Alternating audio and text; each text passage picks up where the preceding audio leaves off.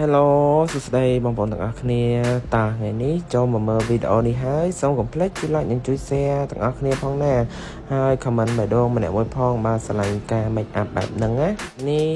គឺមានពេលមកធ្វើវីដេអូចែកជូនដល់បងប្អូនទស្សនាការ make up ចេញពីហាងតាវ៉ាន់សាឡន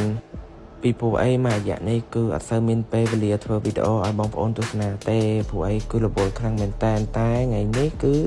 ក៏ឆ្លៀតពេលធ្វើវីដេអូឲ្យបងប្អូនទស្សនាព្រោះអីកុំឲ្យស្ងាត់ពេកតោះក្រឡេកទៅមើលវីដេអូយើងវិញឥឡូវនេះយើងថ្ងៃនេះយើងសុំបែប color ភ្នែកបែបកាឈូកតែមិនកាឈូកចំទេកាឈូកយើងចូលលក្ខណៈជាក្រហមឯណាកតុយភ្នែកយើងយករបៀបពណ៌សូកូឡាចឹងមកបាទឥឡូវនេះយើង highlight bling គល់ភ្នែកដើម្បីឲ្យមើលមកវាមានសោភ័ណភាពចេញមក bling ចឹងណាបងប្អូនហើយចំពោះការសិនចោលវិញគឺថ្ងៃនេះយើងសុំបែបសូកូឡាចឹងណាដើម្បីឲ្យវាស៊ីនឹងតម្រង់ភ្នែកពីព្រោះអីថ្ងៃនេះគឺភ្នែកយើងយករបៀបសូកូឡាហើយចំពោះ mascara វិញ mascara ថ្ងៃនេះក៏យើងយករបៀបសូកូឡាដែរមើលមកឲ្យវាស៊ីនឹងកតុយភ្នែកនិងញញើមហើយបើចំពោះការលាប mascara វិញបងប្អូនកុំភ្លេចគឺការពុតតែបើចំពោះរំភ្នែកម៉ានីនវិញខ្ញុំអត់សូវពុតទេបងប្អូននោះគឺរំភ្នែករបស់គាត់គឺក្រាស់ហើយងហ្មងគ្រាន់តែលាបមកគឺស្អាតហ្មងមិនថារំភ្នែកក្រោមមិនថារំភ្នែកលើទេហើយនឹងរំចោលរបស់គាត់បងប្អូនគឺលាបមកស្អាតហ្មងហើយអ្នកខ្លះថាគាត់ពាក់រំភ្នែកចឹងតែគាត់អត់ដែរពាក់រំភ្នែកបងប្អូនគឺរំភ្នែកគាត់នឹងគឺស្អាតខ្លាំងមែនតើហ្នឹងហើយឥឡូវនេះដល់ការផាត់ពណ៌ម្ដងចំពោះការផាត់ពណ៌វិញយើងសុំ color បែបការឈូកបែបកាពិហ្នឹងហើយយើងផាត់ចឹងមកហើយយើងលាយជាមួយ highlight តិចមកបងប្អូនឥឡូវនេះយើងដល់វគ្គសិនចាមចំពោះការសិនចាមនេះគឺមានលក់នៅតាវ៉ាន់សាឡនណា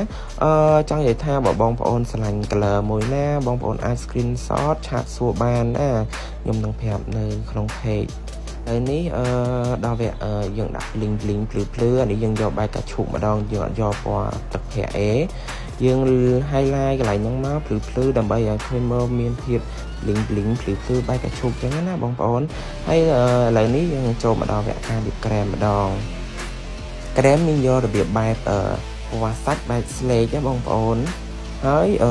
យើងថែមក្រហមក្នុងតិចមកបងប្អូនណាក៏អត់ទៅចិត្ត slate តិចទេយើងថែមក្រហមក្នុងតិចមកដើម្បីឲ្យឃើញមាត់យើងកុំឲ្យ slate ពេកព្រោះអ្នកខ្លះគេអត់ទៅចិត្ត slate ទេបងប្អូនពីព្រោះអីអ្នកខ្លះគេអត់ទៅចិត្តលាបក្រែម slate ចឹងណាបងប្អូនអាចថែមក្រហមក្នុងបាននិយាយទៅតិចទៀតខ្ញុំក៏ថែមក្រែមក្រហមក្នុងដែរមើលទៅចុងវីដេអូទៅតិចខ្ញុំនឹងបង្ហាញការលាបក្រែមក្រហមក្នុងហើយបើបងប្អូនមើលថាមុខយើងស្ទើរអីនេះវគ្គនេះគឺមានអារម្មណ៍ថាស្ទើរ eyeliner អញ្ចឹងពួកខ្ញុំក៏បន្ថែម eyeliner តិចមកដើម្បីឲ្យមានភាព sexy ខ្លាំងជាងនឹងបន្តិចចឹងណាមើលមកឲ្យកាន់តែមុត